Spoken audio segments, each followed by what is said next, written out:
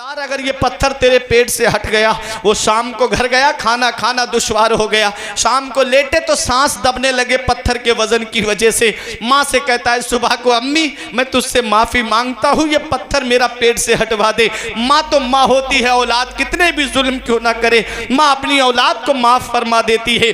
माँ ने कहा चल बेटा। उमर फारूक आजम की बारगाह में आकर के माँ ने कहा हुजूर मैंने अपने बेटे को माफ किया, आप भी माफ कर दीजिए। उमर फारूक आजम ने वो पत्थर पेट से हटाया।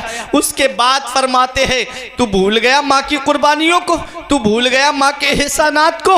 एक छोटा सा वजनी पत्थर लेकर के तुझे एक रात काटना दुश्वार हो गया। तेरी माँ ने तो 9 महीने तुझे अपने शिकम में रखा। कैसे घर में काम किया होगा, कैसे परेशानियां उठाई होंगी, कितनी दिक्कतों का सामना किया होगा, कैसे घर में काम काज किया होगा। माँ के इन एहसानात को तूने कैसे फरामोश कर दिया। कहता है हुजूर आज के बाद कभी अपनी माँ को नहीं सताऊंगा। ये है माँ के एहसानों का बदला पूरी दुनिया में आदमी नहीं चुका सकता। अल्लाह अकबर। माँ का एहसान इतना बड़ा है कि वो 9 महीने अपने शिकम में रखती है। कितनी परेशानियों का सामना करना पड़ता है ये तो वही जानते हैं जिनके घर में औलाद का जन्म हुआ है, जो औलाद वाले हैं। जब बच्चा माँ के शिकम में होता है तो कभी औरत का बीपी तेज हो जाता है, कभी बीपी लो हो जाता है, कभी पानी की कमी तो कभी खून की कमी, कभी बुखार तेज, कभी बुखार का आना, कभी कमजोरी का आना, कभी पिंडलियों में दर्द, कभी कमर में दर्द, कभी तलबों में जलन। इतनी परेशानियों का सामना करना पड़ता है। लेकिन माँ तो माँ होती है। जब औलाद को जन्म देती है, जब औलाद को बराबर में ला करके लिटाया जाता है, जब माँ अपने बेटे को देखती है सारी परेशानियां भूल जाती है, सारी तकलीफें भूल जाती है, सारी कुल्फतें भूल जाती है। मेरा बेटा सलामत है तो मुझे कोई तकलीफ नहीं, मेरा लाल सलामत है तो मुझे कोई परेशानी नहीं। ये माँ है। माँ प्यारे मुसलमानों, पहला एहसान माँ का ये है कि वो 9 महीने अपने शिकम में रखती है। नबी फरमाते दूसरा एहसान माँ का ये है कि वो औलाद को जन्म देती है। बाज औरतों का बच्चे को जन्म देते वक्त इंतकाल हो जाता है, दुनिया से चली जाती है। अल्लाह अकबर। जब औलाद को जन्म देती है तो गोया उसकी जिंदगी में 4 चांद लग जाते हैं। प्यारे मुसलमानों, ये एहसान ऐसा है कि औलाद पूरी जिंदगी माँ की खिदमत करे तब भी इस एहसान का बदला नहीं चुका सकती। तीसरा एहसान नबी फरमाते हैं कि वो 2 साल तक अपना खूने जिगर दूध की शक्ल में इस औलाद को पिलाती है। तब माँ के एहसान का, इस एहसान का बदला औलाद पूरी जिंदगी नहीं चुका सकती। आज औलाद माँ बाप के मर्तबे को क्या जाने। मदीने वाले मुस्तफ़ा से किसी ने पूछा या रसूल अल्लाह, मेरे माँ बाप मेरी मोहब्बत का सबसे ज्यादा हकदार कौन है? नबी ने फरमाया उम्मों का। फिर अर्ज किया आका फिर कौन है मोहब्बत का हकदार? नबी फरमाते उम्मों का। अर्ज किया आका फिर कौन है? फरमाया उम्मों का। 3 मरतबा माँ का नाम लिया। चौथी मरतबा सहाबी पूछते आका मेरी मोहब्बत का हकदार कौन है? आका फरमाते अबू का, तेरा बाप हकदार है। इससे ये मत समझना कि 3 मरतबा नबी ने माँ का नाम लिया है, 1 मरतबा बाप का नाम लिया है तो इससे बाप का मरतबा कम है, बाप की शान कम है, बाप की इज्जत कम है, बाप की अजमत कम है। ऐसा नहीं है प्यारे मुसलमानों, बल्कि इस हदीस पाक में आका ये पैगाम दे रहे हैं कि 3 चीजों का ताल्लुक सिर्फ औरत से है। इसलिए नबी ने 3 मरतबा माँ का नाम लिया कि वो 9 महीने अपने शिकम में रखती है, ताल्लुक माँ से है। औलाद को जन्म देती है, ताल्लुक माँ से है। 2 साल तक अपना खूने जिगर दूध की शक्ल में औलाद को पिलाती है, ताल्लुक माँ से है। चौथी मरतबा जब औलाद पैदा हो जाती है, चलने फिरने के लायक होती है, तब वहां से बाप का किरदार शुरू होता है। इससे ये मत समझना बाप का मर्तबा कम है, बाप की अजमत कम है। बाप क्या होता है? आज की वो मोबाइल चलाने वाली औलाद क्या जाने, जिसे घंटों बाप के पास बैठ करके बात करने का वक्त नहीं मिलता। बाप क्या होता है ये आप उससे पूछिए जिसके सर से बाप का साया उठ गया। बाप क्या होता है ये उससे पूछिए जिसके सर पे बाप का साया नहीं है। अरे बाप क्या है? आज की औलाद कहती है माँ बाप ने किया क्या है हमारे लिए। अरे देखो ये चौराहे पे फल का ठेला लगाने वाला, इस शिद्दत की गर्मी में फल का ठेला लगा करके फल बेच करके औलाद के लिए रोजी जमा करने वाला, ये एक बाप ही तो है जो ठेला लगा करके शिद्दत की गर्मी में खड़ा है, धूप लग रही है, कोई साया उसके ऊपर नहीं है, ये एक बाप ही तो है। अरे प्यारे मुसलमानों, रात के 3-3 बजे रक्षा लेकर के रोड पे चलने वाला, अपनी जान को हथेली पर रख करके चलने वाला, ये एक बाप ही तो है कि मुझे मेरी औलाद की तालीम के लिए पैसे जमा करने हैं, मुझे मेरी औलाद की पढ़ाई के लिए पैसे जमा करने हैं। तुम तो घर में आराम से मोबाइल चलाते हो, तुम्हारा बाप 3-3 मंजिल पे सर पे ईंटें लेकर के चढ़ रहा है। क्या है, एक यही तो दर्द है ना कि मेरी औलाद पढ़ जाएगी, थोड़े पैसे कमा लूंगा, थोड़ी औलाद पढ़ जाएगी, उसके बुढ़ापे जाकर के जवानी पे काम आएगी, तालीम पढ़ जाएगी, मेरी तरह मजदूरी करना ना पड़ेगी। आज वो औलाद माँ बाप की कुर्बानियां भूल गई, आज वो औलाद माँ बाप के एहसानात भूल गई, आज उस औलाद ने माँ बाप की कुर्बानियां भुला दी। वो बाप जो मस्जिद में जाकर के पानी, टंकी की पानी से पानी पीता है, किसी ने कहा 20 रुपए की बोतल लेकर के क्यों नहीं पी लेते, इतनी दूर पानी पीने जाते हो, कहता है 20 रुपए बच जाएंगे, मेरी औलाद की तालीम में काम आएंगे, मेरे बेटे की पढ़ाई में काम आएंगे। ये कोचिंग की फीसें भरने वाला ये एक बाप ही तो है, तुम्हारे स्कूल की फीसें भरने वाला ये एक बाप ही तो है, तुम्हारे लिए पॉकेट मनी जमा करने वाला ये एक बाप ही तो है, जिसके दिल में यही दर्द है कि मेरी औलाद पढ़ जाए, यही दर्द है कि मेरी औलाद तालीम हासिल कर ले। जवानी में उसके परेशानियों के दिन नहीं आएंगे। आज वही औलाद जवान हुई, 4 पैसे क्या कमाने लगी, वही बूढ़े माँ बाप का बिस्तर घर से बाहर कर दिया। क्या इसी दिन के लिए माँ बाप ने औलाद को जवान किया था? क्या इसी दिन के लिए माँ बाप ने औलाद को पाला था? कौन सा मुंह लेके जाओगे महबूबे दावर के सामने, कौन सा चेहरा लेके जाओगे शाफे महशर के सामने? माँ बाप अल्लाह की इतनी बड़ी नेमत है। मदीने वाले मुस्तफ़ा से पूछा, या रसूल अल्लाह माँ बाप क्या है? नबी फरमाते हैं, हुमा जन्नतों का हुमा नारों का, तेरे माँ बाप जन्नत भी हैं और माँ बाप जहन्नम भी हैं। माँ बाप की खिदमत करोगे तो माँ बाप की खिदमत की वजह से अल्लाह जन्नत अता फरमाएगा, माँ बाप को सताओगे तो उनको सताने की वजह से अल्लाह ताला जहन्नम में डालेगा। नारे तकबीर। साया नहीं खोने देता, धूप कैसी भी हो साया नहीं खोने देता, राह कैसी भी हो बेबस नहीं होने देता। बेच के अपना लहू चाहे वो रोटी लाए, बाप औलाद को भूखा नहीं सोने देता। बेच के अपना लहू चाहे वो रोटी लाए, बाप औलाद को भूखा नहीं सोने देता।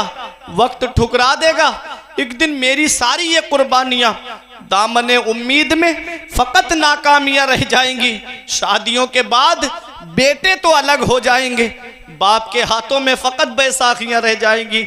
बुढ़ापा क्या जवानी क्या ये बचपन बांट लेते हैं, बुढ़ापा क्या जवानी क्या ये बचपन बांट लेते हैं। न होकर दिल में गुंजाइश तो आंगन बांट लेते हैं। नहीं मंजूर हिस्से में किसी बेटे को अपनी माँ, मगर आपस में बूढ़ी माँ के कंगन बांट लेते हैं। आज उसी के जेवरों का बंटवारा, जब तक जिंदा है तो कोई माँ को नहीं पूछता, कोई बाप को नहीं पूछता। मेरे आका की बारगाह में यमन के नौजवान सहाबी आए और आके अर्ज करते, या रसूल अल्लाह मैं यमन से आया हूँ, आपकी बारगाह में रहूंगा, वापस नहीं जाऊंगा, जितनी जिंदगी है मदीने में गुजारूंगा। मदीने की सरजमीन, अल्लाह अकबर, जिसके बारे में आका फरमाए कि मदीने की मिट्टी में शिफा है। अल्लामा हसन कहते, न हो आराम जिस बीमार को सारे जमाने से, उठा ले जाए थोड़ी खाक उनके आस्थाने से। वो मदीने की सरजमीन जहां इंतकाल हो जाए और ईमान वाला है तो सीधा जन्नत में जाएगा। तैबा में मर के ठंडे चले जाओ आंखें बंद, सीधी सड़क ये शहर शफाअत नगर की है। वो मदीने की सरजमीन पे सहाबी आए, कहते या रसूल अल्लाह वापस नहीं जाऊंगा। आका ने इरशाद फरमाया, हल्ला का अबवाया, क्या तुम्हारे माँ बाप जिंदा हैं? सुनो, माँ बाप को परेशानी के आलम में छोड़ करके अपनी जिंदगी अलग बसा करके खुश रहने वालों, माँ बाप एक एक पैसे को परेशान, पीरों के देने के लिए हजारों रुपए के नजराने और बाप को देने के लिए दवाई तक के पैसे नहीं। क्या काम आएंगे ये तुम्हारे नजराने, क्या काम आएंगे? अल्लाह अकबर। मेरे आका ने फरमाया, हल का अबवाया, मेरे सहाबी क्या माँ बाप जिंदा हैं? अर्ज करते, हाँ या रसूल अल्लाह माँ बाप जिंदा हैं। आका ने फरमाया, क्या इजाजत लेके आए हो, क्या पूछ के आए हो कि अब मैं जा रहा हूं? तो अर्ज किया, हाँ या रसूल अल्लाह मैंने माँ बाप से इजाजत ली है कि मैं मदीने शरीफ जा रहा हूं।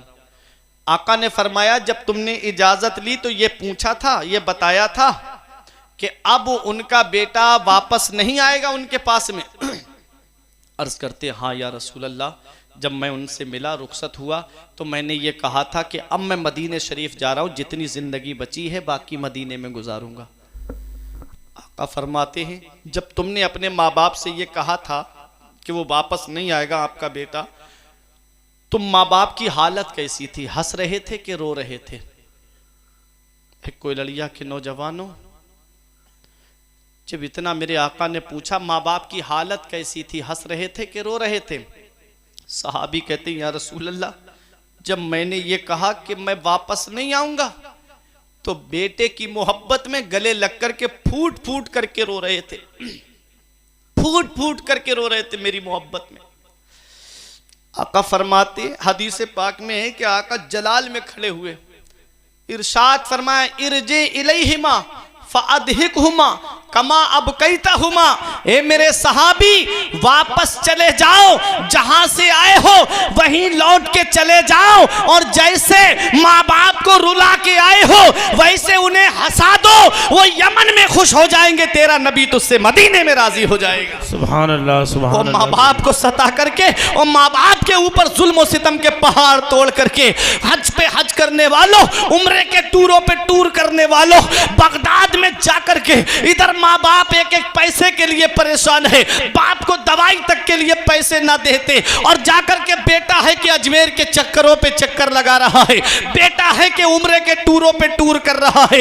इतना याद रखना, मदीने वाले मुस्तफा फरमाते हैं जिससे उसके माँ बाप राजी है उससे अल्लाह राजी है, उसका रसूल राजी है, और जिससे माँ बाप नाराज है उससे ना अल्लाह राजी है ना उसका रसूल राजी है। अरे तू अपने माँ बाप को राजी कर ले, अल्लाह तबारक व तआला तेरी किस्मत में हज मकबूल का सवाब अता फरमाएगा। तू अपने माँ बाप को खुश रख ले तो अल्लाह तबारक व तआला तुझे उम्रे का सवाब अता फरमाएगा। अगर तूने अपने माँ बाप को खुश रख लिया तो तुझे बगदाद जाने की जरूरत नहीं है, बगदाद वाला खुद तेरे घर पे आ जाएगा। सुभान अल्लाह, सुभान अल्लाह, नारे तकबीर। तो ये माँ बाप हैं, इनका बदल दुनिया में नहीं। ऐसी मोहब्बत आपको दुनिया में नहीं मिलेगी। हर किसी की मोहब्बत में कहीं ना कहीं मतलब आपको मिलेगा, लालच मिलेगा। वाहिद शख्सियत माँ और बाप की ऐसी है जिनके मोहब्बत में कोई मतलब नहीं, कोई लालच नहीं। जो बग़ैर मतलब के औलाद से मोहब्बत करती है वो माँ है, बग़ैर लालच के कोई औलाद से मोहब्बत करता है तो वो उसका बाप है। तो अपने माँ बाप को खुश रखो, माँ बाप को राज़ी रखो। देखो मेरे आका हुजूर सल्लल्लाहु अलैहि वसल्लम ने माँ बाप का मर्तबा बताया कि जो सुबह को माँ बाप का चेहरा मोहब्बत से देख लेगा, अल्लाह ताला एक हज मकबूल का सवाब अता फरमाए। एक रिवायत में है कि जो सुबह को माँ बाप का चेहरा देख ले तो अल्लाह ताला जन्नत के 2 दरवाजे खोल देता है, और अगर एक मौजूद है, एक का इंतकाल हो गया है, तो उसका जो मौजूद है उसका चेहरा देख ले तो अल्लाह ताला जन्नत का एक दरवाज़ा खोल देता है। और जिनके माँ बाप दुनिया से चले गए, मायूस होने की ज़रूरत नहीं। आका फरमाते हैं जो जुमे के दिन अपने माँ बाप की कब्र की ज़ियारत कर ले तो गोया ऐसा है जैसे उसने माँ बाप की ज़िंदगी में ज़ियारत की। सुभान अल्लाह, क्या शान है। तो ये माँ बाप हैं। अल्लाह कुरान में फरमाता है, हवाला भी दे दूँ, सबूत भी दे दूँ ताकि बातें जहन में बैठ जाएं। 15वां पारा सूरह बनी इसराइल, व क़ज़ा रब्बुका अल्ला ताबुदू इल्ला इय्याहु व बिल वालिदैनि इहसाना इम्मा यबलुगन्ना इंदकल किबरा अहदुहुमा औ किलाहुमा फला तकुल्लाहुमा उफ़्फ़िन वला तनहरहुमा व कुल लहुमा क़ौलन करीमा वक़्फ़िज़ लहुमा ज़नाह ज़ुल्ल मिनर रहमा व क़ुर रब्बिरहमहुमा कमा रब्बयानी सग़ीरा। अल्लाह कुरान में फरमाता है, हुक्म दिया तुम्हारे रब ने कि अपने रब के सिवा किसी की बंदगी ना करो और अपने माँ बाप के साथ भलाई करो, अपने माँ बाप के साथ हुस्न सलूक करो। ये उलमाए किराम आपको बताएंगे। पूरे कुरान को आप पढ़िए तो आपको पता चलेगा कि अल्लाह ताला ने कुरान में जहाँ जहाँ अपने हक बयान किए हैं ठीक उसी के बराबर में माँ बाप के हक बयान फरमाए। कितना बड़ा मर्तबा होगा माँ बाप का। रब फरमाता है, इम्मा यबलुगन्ना इंदकल किबरा अहदुहुमा औ किलाहुमा, जब वो दोनों बुढ़ापे को पहुँच जाएं, जब वो दोनों बूढ़े हो जाएं या उनमें का कोई एक बूढ़ा हो जाए, फला तकुल्लाहुमा उफ, तो उन्हें उफ तक ना कहो। उफ तक ना कहो, उफ का मतलब जानते हो? मुफस्सिरीन किराम फरमाते हैं शरीयत में नागवारी वाले कलेमात में सबसे हल्का कलमा उफ है। अगर इससे भी कोई हल्का कलमा होता तो वो भी कुरान में आ जाता, लेकिन इससे हल्का कोई कलमा नहीं है। मतलब किसी के 3 बेटे हैं तो बाप ने छोटे बेटे से कह दिया बेटा ज़रा पानी ले आना, तो वो कहता उफ, मुझसे ही कहते रहते हैं, आपके और भी तो बेटे बैठे हैं, उनसे क्यों नहीं कहते? होता है आज। अगर किसी के 3 बेटे हैं, बाप ने छोटे बेटे से किसी काम को कह दिया तो कहते हैं अरे बड़े वाले से नहीं कहते हैं, मजले से नहीं कहते, मुझसे ही कहते हैं।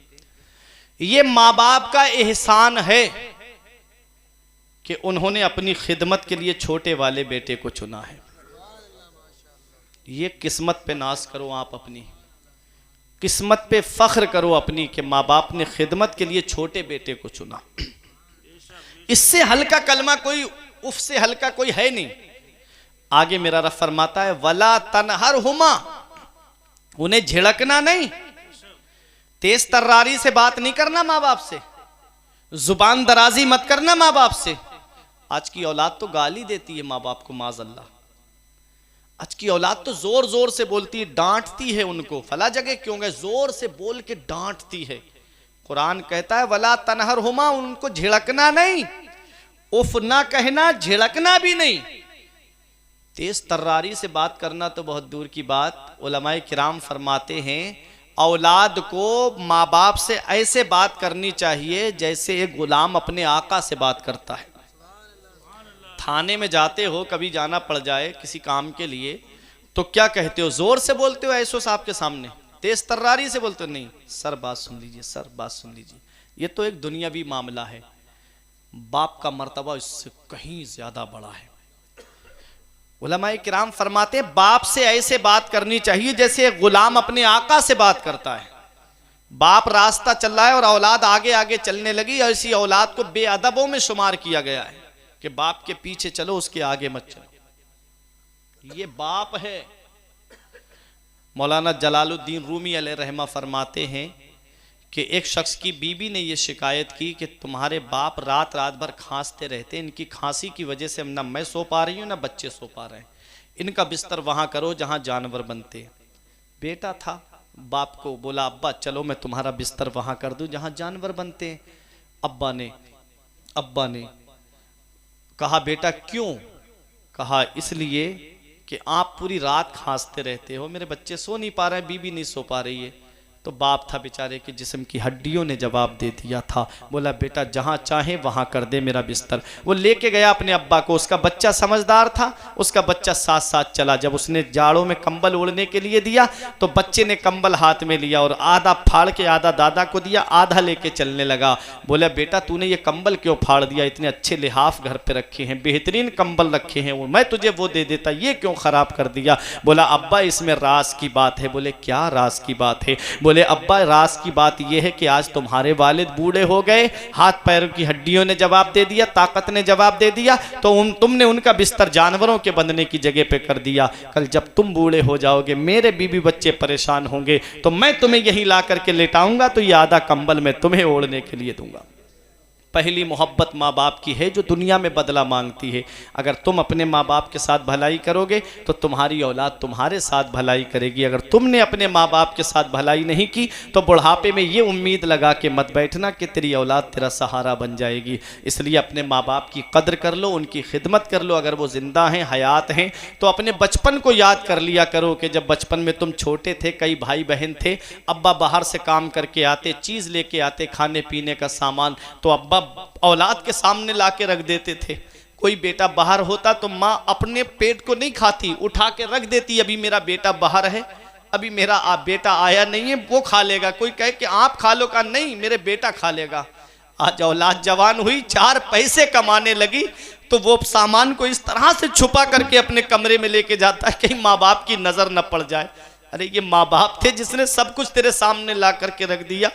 मैं सोच में पड़ जाता हूँ, मुझे हैरत होती है। मैं ईसाले सवाब का मुनकिर नहीं हूँ कोई लड़िया वालों, मैं खुद अल्हम्दुलिल्लाह ईसाले सवाब करता हूँ और लोगों को भी इसकी ताकीद करता हूँ। लेकिन मैं देखता हूँ कि जब माँ बाप जिंदा होते हैं तो उनकी कोई खिदमत नहीं, और जब इंतकाल हो जाए तो फल किस्म किस्म के ला करके रखे जाते हैं, किस्म किस्म के सालन ला करके रखे जाते हैं, किस्म किस्म की रोटियां और चावल बनवाए जाते हैं। क्या अच्छा होता कि जब माँ बाप जिंदा थे तो अपने हाथ से उन्हें सेब काट के खिला देता।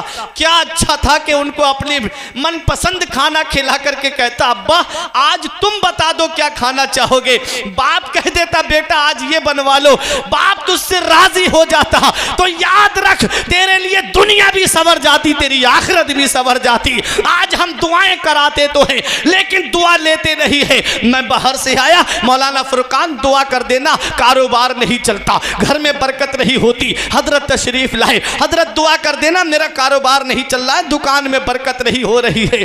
हम दुआ कराते तो है लेकिन दुआ लेते नहीं है। इतनी जल्दी किसी मौलाना की दुआ कबूल नहीं होगी, किसी पीर की दुआ कबूल नहीं होगी, किसी हाफिज की दुआ कबूल नहीं होगी। जितनी जल्दी औलाद के हक में उसके माँ बाप की दुआ कबूल होती है। नबी इरशाद फरमाते हैं माँ बाप औलाद के लिए हाथ उठा के दुआ कर दे, अल्लाह उनकी दुआ को बनी इसराइल के नबियों के दर्जे में कबूल फरमाता है। जैसे नबियों की दुआ रद्द नहीं होती है, ऐसे माँ बाप की दुआ रद्द नहीं होती। तो हम दुआ लेते नहीं, हम दुआ कराते फिर रहे हैं। अरे उनसे दुआ लो। आज माफी का भी अलग सिस्टम चल गया है। वो अब शबे बारात आने वाली है ना, व्हाट्सएप पे माफी नामे चलेंगे, फेसबुक पे माफी नामे, मेरी गलती माफ कर देना, पूरी जिंदगी में जो गलती हो गई हो खता हो गई हो। अरे मुझे बताओ वो व्हाट्सएप के फ्रेंड जो तुम्हें जानते भी नहीं, जिन्होंने सिर्फ तुम्हारी तस्वीर देखी, तुम्हारा फोटो देखा, उसके अलावा तुम्हें पहचानते तक नहीं, तुम कहाँ के रहने वाले हो। घर में बाप नाराज बैठा है, उससे कोई माफी नहीं मांगता। भाई भाई से नाराज बैठा है, कोई माफी नहीं मांगता। चचा भतीजे से नाराज है, भतीजा चचा से नाराज है, कोई आपस में माफी नहीं मांगता।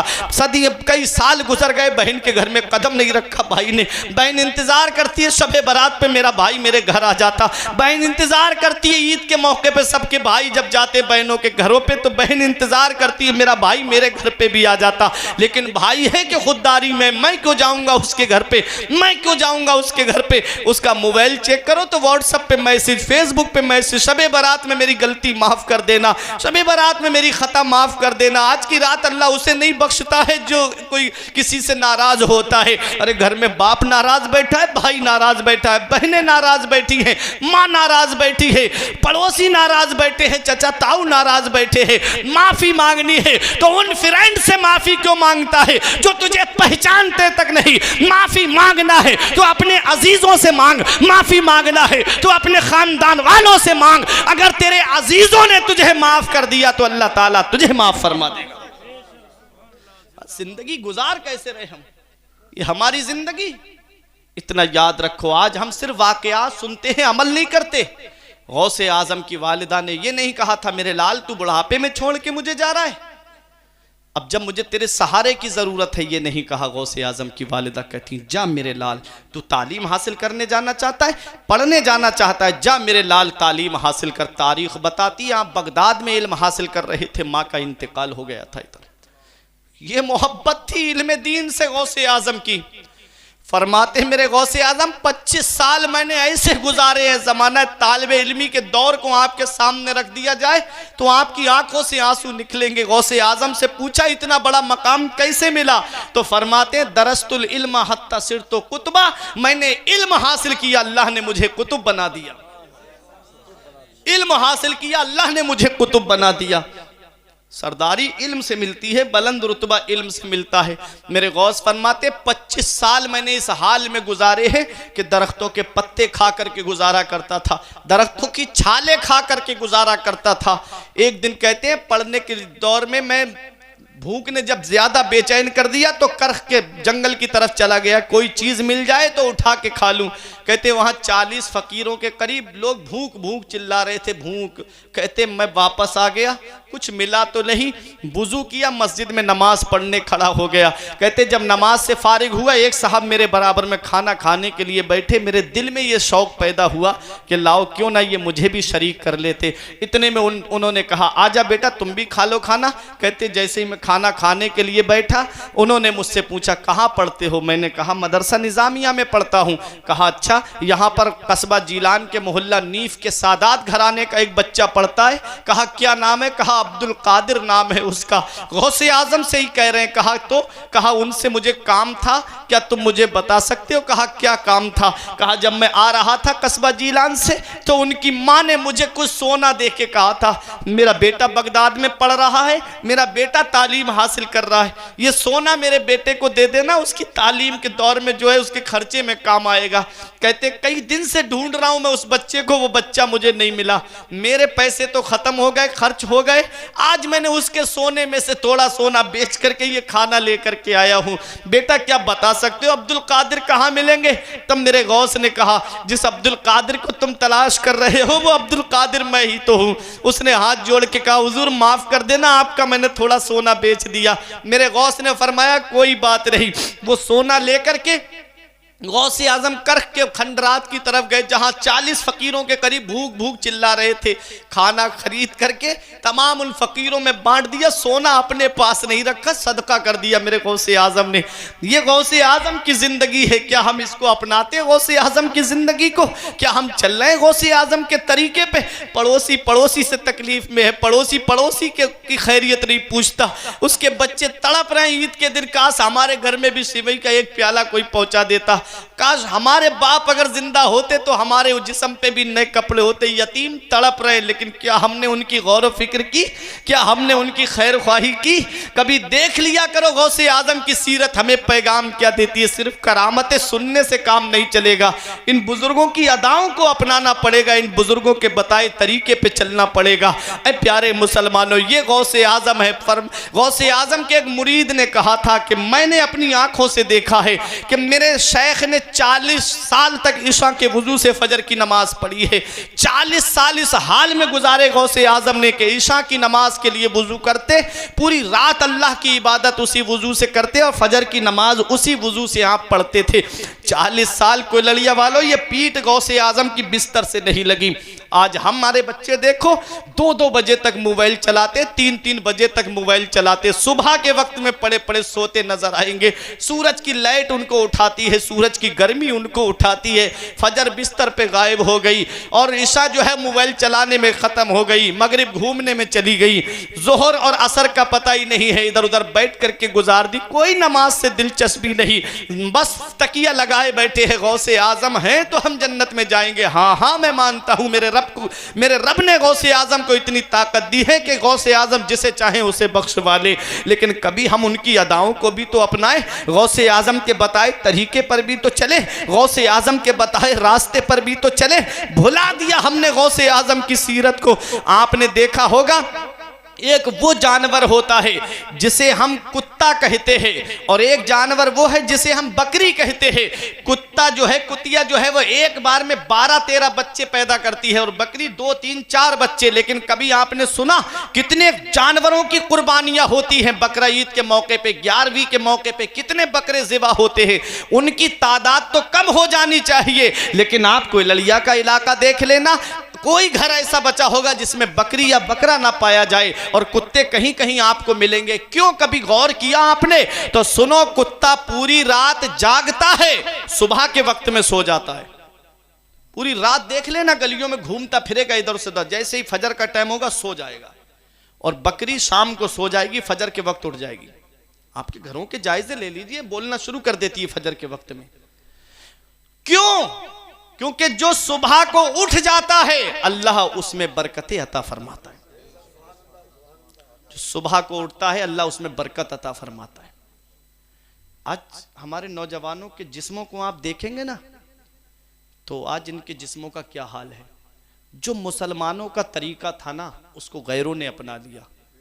देखो जाके रोज 3 बजे 4 बजे कभी निकलना नवाबगंज की तरफ को, देखो कैसे वर्जिश करते हुए लोग मिलेंगे आपको रोड पे, वर्जिश करेंगे, भागेंगे, टहलेंगे।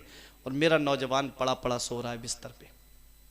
फिर कहते हैं जब तक हिंदुस्तान में गरीब नवाज हैं मुसलमानों का कुछ नहीं होगा, कुछ नहीं होगा। हाँ मैं मानता हूँ गरीब नवाज हैं, कुछ नहीं होगा, लेकिन इतना याद रखना वो पत्ता पेड़ से गिर जाता है जो अल्लाह के जिक्र से गाफिल हो जाता है, वो जानवर ज़िबाह कर दिया जाता है जो अल्लाह के जिक्र से गाफिल हो जाता है, वो मछली शिकार हो जाती है जो अल्लाह के जिक्र से गाफिल हो जाती है, वो घास काट दी जाती है जो अल्लाह के जिक्र से गाफिल हो जाती है। अगर तुम चाहते हो कि तुम्हारी ज़िंदगी के शबो रोज़ जो है वो सुकून से गुजरे तो अल्लाह की इबादत करो, मस्जिदें आबाद करो। ये मस्जिद के खुले दरवाजे तुम्हें आवाज़ दे रहे हैं कि आ जाओ, अब भी मस्जिद के दरवाजे खुले हुए। लॉकडाउन में तो ऐसा शौक़ चढ़ा था कि नमाज मस्जिद में ही पढ़ेंगे जा कर के, जैसे ही लॉकडाउन खोला दरवाज़ा देखा नहीं मस्जिद का किधर है। अल्लाह अकबर, ये मोहब्बत थी तुम्हारी। ये प्यारे मुसलमानों, मोहब्बत हर हाल में अपने अल्लाह से करनी चाहिए। घर में हो तब भी मोहब्बत करो अपने रब से, बाहर हो तब भी अपने रब से मोहब्बत करो, हर हाल में अपने रब से मोहब्बत करो। गौसे आज़म की ज़िंदगी के कैसे गुजरने लम्हा, 40 साल तक इशा के वज़ू से फ़जर की नमाज़ पढ़ी, और जो फ़जर में कौम नहीं उठती है वो कौम बहुत जल्दी ज़वाल पजीर हो जाती है। अभी मैंगलोर के अंदर फ़जर की अज़ान पे पाबंदी लगी, क्यों?